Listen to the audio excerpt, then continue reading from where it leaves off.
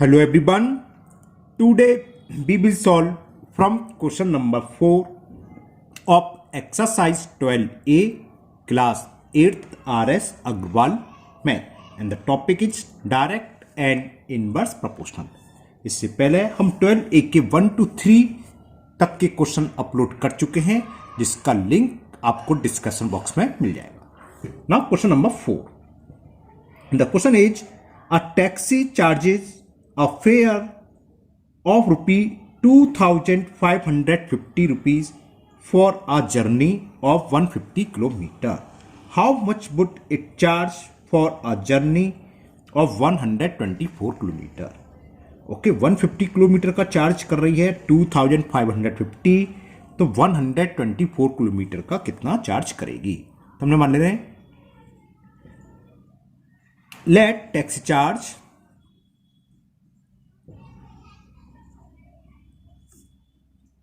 रुपी x. हमने मान लिया टैक्सी है कितना रुपए चार्ज करेगी, एक्स रुपीज चार्ज करेगी. ओके तो अब टेबल आप बना लो. देन वी हैव एक में डिस्टेंस लिख लो और एक में चार्ज. आप कहीं भी कुछ भी लिख सकते हो, ऊपर डिस्टेंस या नीचे चार्ज या ऊपर चार्ज. चलो ऊपर चार्ज लिख दे रहा हूं मैं और नीचे लिख रहे हैं डिस्टेंस, ऐसे ही सॉरी डिस्टेंस इन किलोमीटर. और चार्ज किस में है, चार्ज तो रुपए में होता ही, कोई बात ही नहीं, रुपए में दे रखा है. ये ऐसा कोई जरूरी नहीं कि आप ऐसा कॉलम वॉलम बनाओ, आप डायरेक्ट लिख सकते हो, है ना. अब जैसा क्वेश्चन दे रहा है वैसे आप लिख लो. क्या था, a taxi charges a fair 2550 rupees. 2550 rupees charge कर रही है. कितने किलोमीटर, 150 किलोमीटर जर्नी. तो यहां किलोमीटर के सामने 150. फिर पूछा है how much would it charge for a journey 124 kilometre कितना चार्ज करेगी, वो हमने मान लिया एक्स रुपीज, तो रुपीज के सामने एक्स. तो ज्यादा डिस्टेंस कवर करेगी तो ज्यादा फेयर लगेगा और कम डिस्टेंस कवर करेगी तो कम. कहने का मतलब ये क्या है, ये प्रॉब्लम है डायरेक्ट प्रोपोर्शनल की, है ना. तो लिख सकते हो it is based on direct, it is based on direct proportional problem.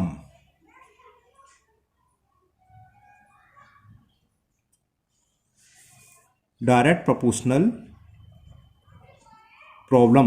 So क्या होता था, x1 upon y1 equal to x2 upon y2, है ना. तो वही फॉर्मूला लगाओ, this upon this equal to this upon this. 2550 upon 150 is equal x upon 120. आप x वाला वैल्यू फाइंड करके इसको पहले लिख सकते थे, x अपॉन 120 इक्वल टू ये. ओके तो इससे x की वैल्यू क्या होगी, तो क्रॉस मल्टीपल हो जाएगा.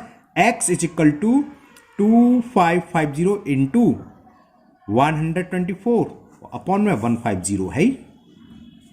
ओके जीरो से ये जीरो हुआ कैंसिल. अब क्या करें, 5 3 जा 5 5 जा 1, सॉरी 5 5 25 और 5 1 जा 5. डायरेक्ट आप 15 से भी कैंसिल कर सकते हैं, आपकी चॉइस है. 3 से कैंसिल हो रहा है, ये 3 1 जा 3 1 जा 3 3 7 जा. तो x की वैल्यू कितनी आ गई, 17 का मल्टीपल कर दें 124 में.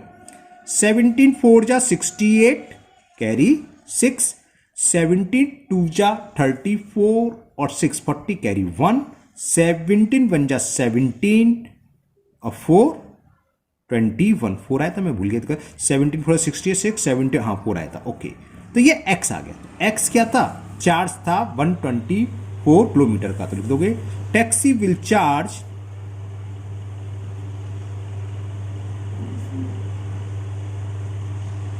फॉर 124 किलोमीटर कितना रुपीस करेगी, 2108 rupees. Okay it is the answer of question number 4. Now question number 5 and the question 5 is a loaded truck cover 16 kilometre in 25 net at the same speed. How far can interval in 5 hour, वहां पर time minute में दे रखा है और यहां time 5 our में दे रखा है। तो पहला एक काम करते हैं, टाइम सेम कर लें। तो 5 आवर इज इक्वल, मिनट में कन्वर्ट करने, 5 इंटू 60 कितना आ गया, 300 मिनट। तो हमें ये कंफर्म करना है, पता करना है सॉरी, कि ये ट्रक जो है 5 आवर में कितना ट्रेवल करेगा। तो let truck cover x kilometre in 5 hours. 5 hours मतलब या 300 मिनट। ओके, अब आप वही लिख लो, कॉलम बना लीजिए, एक में टाइम मिनट में और एक में डिस्टेंस। किसको क्या लिखना है ये आपकी मर्जी, चाहे टाइम ऊपर लिख लो, उससे कोई फर्क नहीं पड़े। टाइम अब मैंने मिनट में कन्वर्ट कर लिया तो यहां ब्रैकेट में लिख दिया इन मिनट, और डिस्टेंस इन किलोमीटर। अब क्वेश्चन के हिसाब से आप लिखते जाओ। क्वेश्चन में दोबारा पढ़ता हूं, अ लोडेड ट्रक कवर 16 किलोमीटर, कितने किलोमीटर है, 16 किलोमीटर, तो इसका टाइम ऊपर ही आएगा, इन 25 मिनट्स, तो 25। Okay, how far can it travel in 5 hour, time ऊपर था 5 आवर इक्वल टू कितने, 300 मिनट, यानी कि हमें 300 मिनट में, और डिस्टेंस हमने मान ली थी x, तो ये x। अब ये आपको लाइन वन खींचने की कोई जरूरत नहीं है, ऐसे भी छोड़ सकते हो, जो मैं ऊपर बताया था ना कि ये कोई जरूरी नहीं है, ये कोई मैथ में ऐसा कोई कंपलसरी नहीं है कि हमें ये कॉलम बनाना ही है कि नहीं बनाना है, ऐसा कुछ नहीं है। अब ये क्या है, देखो 25 मिनट्स में 16 किलोमीटर जाता है, तो 300 मिनट में जाहिर सी बात है ज्यादा जाएगा, ज्यादा समय लग रहा है। कहने का मतलब ये जो प्रॉब्लम है किस पर बेस्ड है, डायरेक्ट प्रोपोर्शनल। तो it is the case of direct proportional, है ना, या this problem of direct proportional, कुछ भी लिख सकते हो, आपकी चॉइस है ये। It is a case of, ये आपको लिखना होगा, है ना, तभी तो हमें पता चलेगा। एग्जामिनर को जब चेक करो कि पता भी नहीं कि डायरेक्ट की कि इनवर्स की, तो ये लाइन लिखना चाहिए, है ना। कुछ लोग लिखते नहीं है लेकिन लिखना चाहिए। It is a case of direct proportion, proportional उससे कोई फर्क नहीं है, ठीक है। तो क्या होगा जब ये डायरेक्ट प्रोपोर्शनल की प्रॉब्लम है, तो वही x1 upon y1 equal to x2 upon y2 वाली फॉर्मूला लगा दें, तो क्या हो गया, 25 upon 16 is equal 300 upon x cross multiple, तो x इधर आ गया, 16 उधर चला जाएगा, 300 इंटू 16 अपॉन 25 अपॉन में, ओके 25 से कैंसिल करते हैं हम, 25 बन जाए 25, 25 बन जाए 25, 5 कैरी 50 हो गया, 25 टू जा, तो x की वैल्यू कितनी होगी, 16 इंटू 12 कर लो, 16 टू जा 32, कैरी 3, 16 बन जा 16 और 3 19, तो ये x निकला है। x ही फाइंड करना था, यानी कि जो ट्रक है 300 मिनट यानी कि 5 आवर में कितना किलोमीटर करेगा, 192 किलोमीटर। तो बस ये आप लैंग्वेज और लिख दो कि truck will cover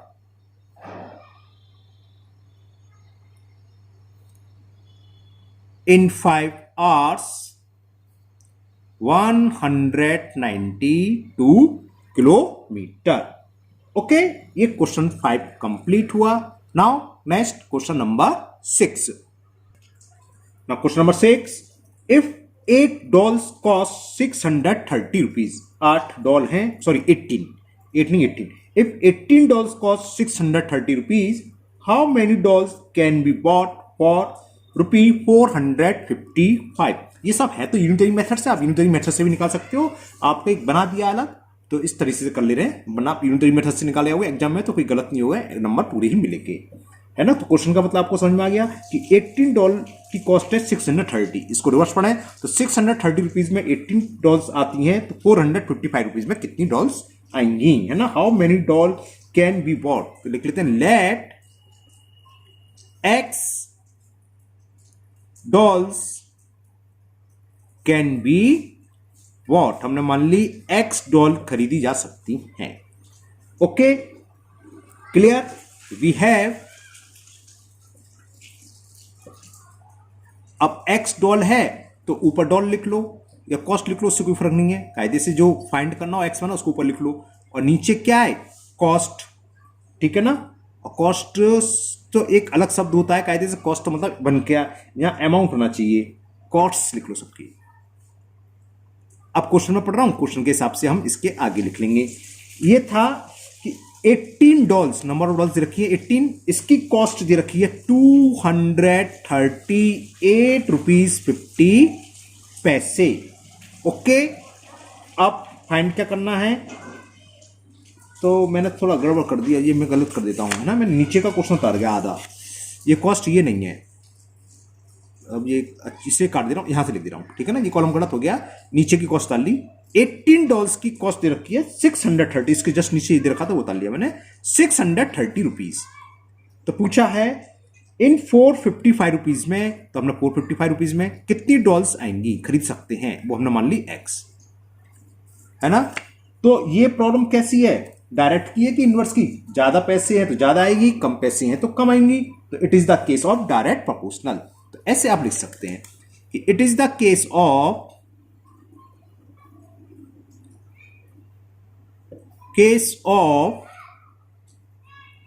direct proportion.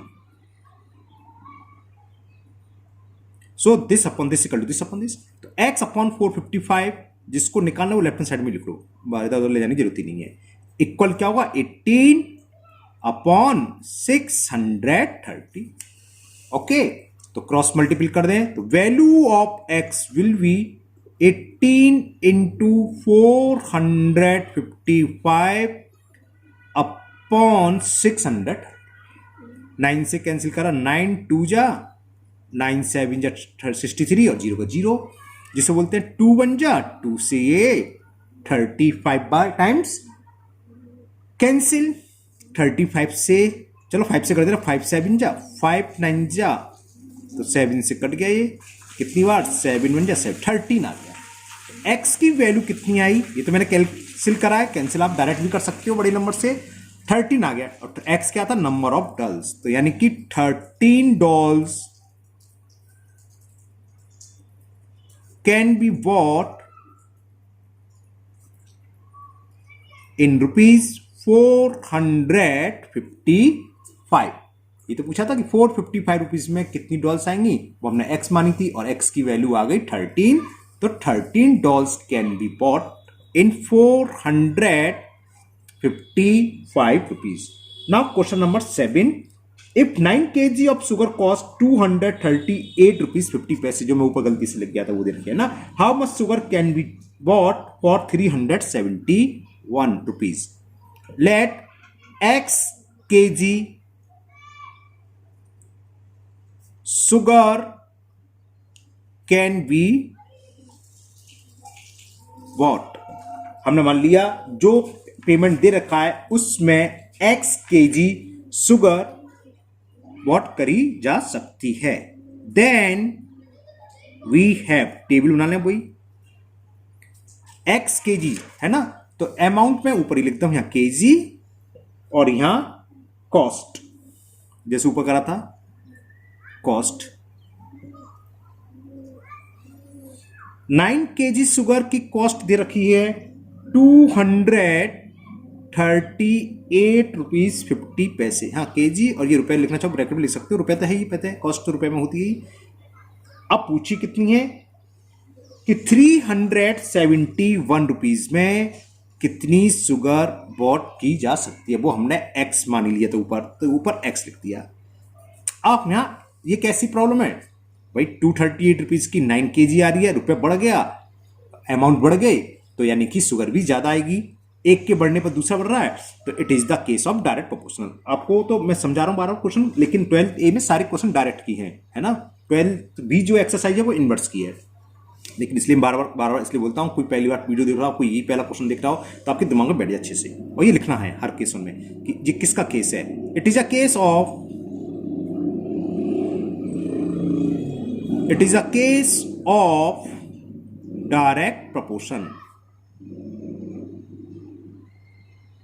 So this upon this equal to this upon this, x upon, inverse में क्या होता है अपॉन क्या, into this equal to this, बस ये है x अपॉन 371 इज इक्वल 9/238.50.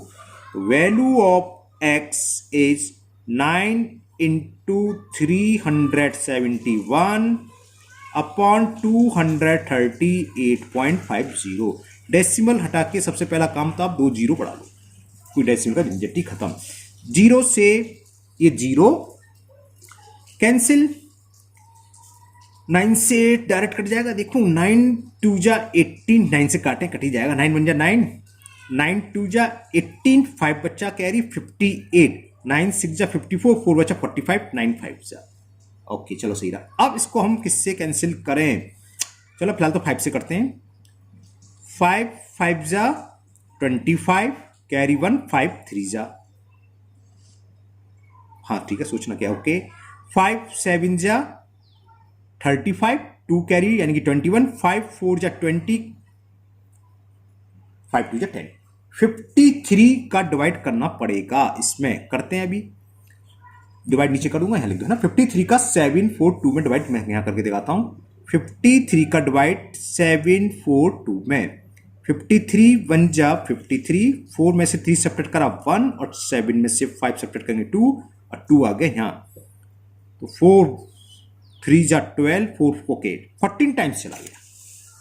ठीक है ना. तो 53 1 जा 53 से 14, तो 14 आ गया एक्स की वैल्यू. एक्स क्या था? शुगर की अमाउंट ऑफ क्वांटिटी, यानी कि 40 KG sugar, 40 KG sugar can be bot. बस इतना ही छोड़ दो, रुपए पर की जरूरत नहीं है. कितने रुपए की बात चल रही थी? In 371 rupees. तो ये सॉल्यूशन हो गया क्वेश्चन नंबर 7 का. Now question number 8. And the question 8 is the cost of 15 metre of cloth is ₹981. What length of this cloth can be purchased for ₹1,308 rupees? तो मान लेते हैं x खरीदी जा सकता है. Let x meter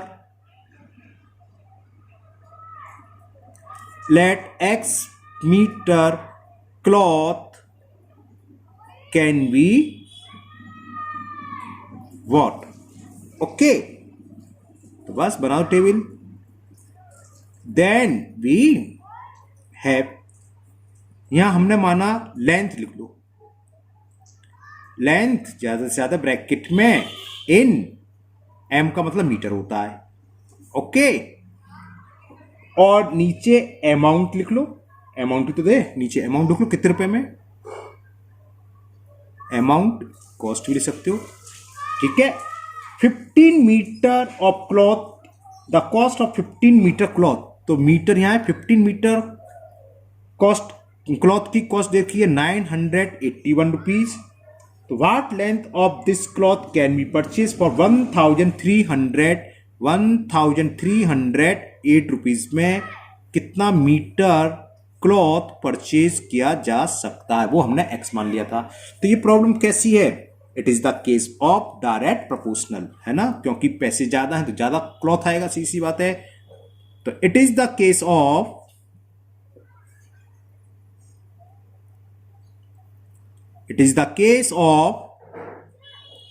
direct proportional. ठीक है ना. तो क्या करेंगे? x अपॉन 1308 इक्वल क्या होगा? 15 अपॉन 981. तो value of x is 15 into 1308 upon 981. 899. Okay 3 से कैंसिल हो जाएगा. 3 5 जा 15 सब निकाला था और कुछ नहीं करा था मैंने. ओके 3 3 जा 9, 3 2 जा 6, कैरी 2 21 और 3 7 जा. ओके अब 3 2 5 7 12 और ये भी ठीक है. 3 से कैंसिल कर दो या डायरेक्ट से डिवाइड कर दो. पहले तो 3 से कैंसिल कर दे. चलिए 3 1 जा 3, ना जाने की जिसे बोलते हैं 3 9 जा. ओके 3 से देखें 3 4 जा 12, कैरी 1 10, 3 3 जा 9 और 3 6 जा 18. देखो ये 4 बार कट जाएगा, 9 4 या 36, 4 1 जा 4, तो 109 4 जा 436, 4 और इंटू में 5 बचा, तो 5 इंटू 4 कितना होगा 20। तो x की वैल्यू कितनी आ गई, x इज इक्वल 20, और x क्या माना था हमने, लेंथ ऑफ क्लॉथ, तो लिख दोगे so 20 metres cloth can be bought, कितने रुपीस में था, in rupees 1308। okay, now next question number 9, and the question 9 is, in a model of ship the mast is 9 centimeter height while the mast of the actual ship is 15 meter height. If the length of the ship is 35 meter, how long is model ship? Okay, हम मान ले रहे हैं x है, let height of model ship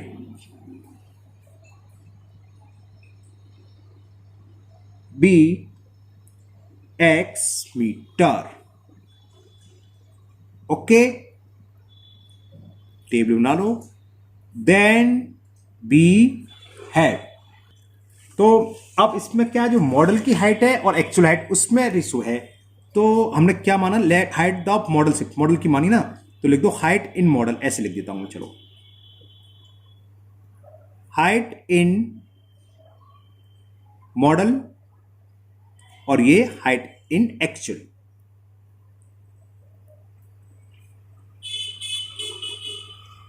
ठीक है ना, अब सवाल पढ़ता हूं दोबारा से और लिख देते हैं। कहता है in a model of a ship the mast is 9 centimetre height, model में हाइट दे रखी है 9 मीटर, सेंटीमीटर है। अच्छा, इसमें एक थोड़ी सी मैंने गलती कर दी, क्या सेंटीमीटर और मीटर दोनों में दे रखा है, तो फिर मैं सबको सेंटीमीटर में लिखता हूं, है ना, या एक्स मीटर मान लिया है, तो चलो ऐसे करो 9/100 मीटर, समझ में आ गया, या 0.09 लिख लो, क्योंकि सेंटीमीटर था, स्पेस नहीं बची, वरना यहां लिख देता, यहां कहीं शो कर देता हूं। ठीक है, 9 सेंटीमीटर इज इक्वल 9/100 मीटर। सबसे पहले आप ये लिख लेना, क्योंकि दोनों को सेम होना चाहिए, बाकी सब मीटर में दे रखा है, ये सेंटीमीटर में था तो मैंने इसको मीटर में कन्वर्ट कर लिया, ये 9/100 मीटर हो गया। ओके, तो एक शिप का मॉडल बनाया, तो 9/9 सेंटीमीटर उसकी हाइट रखी, कब रखी, जब एक्चुअल हाइट उसकी क्या है 15 मीटर। ओके, फिर पूछ रहा है if the length of the ship is 35 metre, अगर एक्चुअल 35 मीटर है तो मॉडल में कितनी होगी, वो मान ली हमने x। ठीक है ना, तो वही पहले वो लिखेंगे। ये प्रॉब्लम किसकी है, डायरेक्ट प्रोपोर्शनल की, तो it is the case of, ये बात समझ में आएगी, इसको जरूर ध्यान रखना, सेंटीमीटर को हमने मीटर में कन्वर्ट कर लिया, छोटे से में दिखा दिया मैंने। It is a case of direct proportion. So क्या होगा, x/35 is equal this upon this, और ये क्या है 9/100, तो ऊपर वाली संख्या अपॉन में 5, तो अपॉन में 15 ये आएगा, तो x की वैल्यू निकला है, बस सॉल्व कर लेते हैं। और ये किस में आएगा, मीटर में आएगा, जब मैं मीटर में कन्वर्ट कर चुके सब कुछ, 9 × 35/100 इंटू 15, 5 7 जा 35, 5 3 जा, ओके, 15 3 1 जा 3 3 जा 7 3 जा 21/100 मीटर, इतने मीटर आ गए। इसको सेंटीमीटर में कन्वर्ट कर लें, तो 21/100 इंटू 100 सेंटीमीटर, 100 से 100, इससे ऊपर ही कर लेते। चलिए, तो कितनी हो गई, 21 सेंटीमीटर। तो how long is the model ship, height of model ship क्या होगी, ये लेंथ की बात चल रही थी, मैंने हाइट लिख दी वहां, चलो लेंथ लिखना, हाउ लॉन्ग, कितना लंबा बनेगा शिप, कितना बनेगा, height of model ship will be 21 centimetre. जो 35 मीटर का है उसकी जगह हमें कितना बनाना होगा, 21 1 सेंटीमीटर का मॉडल बनेगा। Okay, if the length of the ship, okay clear now कितना, ओके बस इस वीडियो में इतने ही क्वेश्चन करेंगे, नहीं वीडियो लंबी हो जाएगी। नेक्स्ट वीडियो में ये एक्सरसाइज आपकी कंप्लीट हो जाएगी। 10 to 15 तक के क्वेश्चन रह गए है ना।